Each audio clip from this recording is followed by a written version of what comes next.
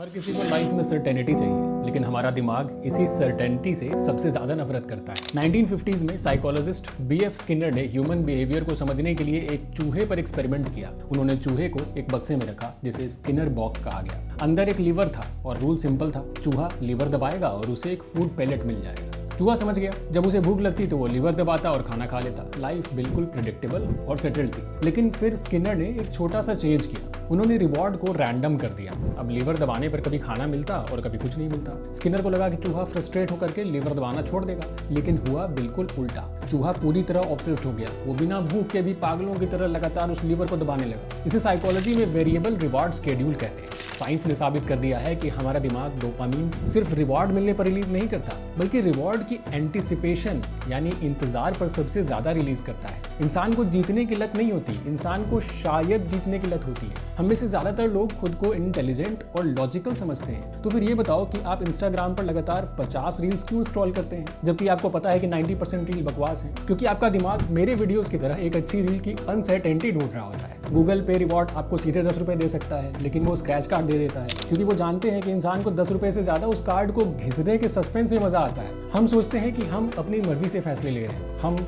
अपनी मर्जी से स्क्रॉल कर रहे हैं, लेकिन सच ये है कि हम रिवॉर्ड नहीं ढूंढ रहे, हम पॉसिबिलिटी ढूंढ रहे होते हैं। शायद अगली रील अच्छी होगी, शायद अगली नोटिफिकेशन इंपॉर्टेंट होगी, और यही शायद हमारे दिमाग को हुक कर लेता है। स्किनर बॉक्स कहीं बाहर नहीं है, किसी लैब में नहीं है, वो एल्गोरिदम के रूप में आपकी जेब में है। तो सवाल ये है कि क्या आप खुद स्क्रॉल कर रहे हैं या आपसे स्क्रॉल करवाया जा रहा है।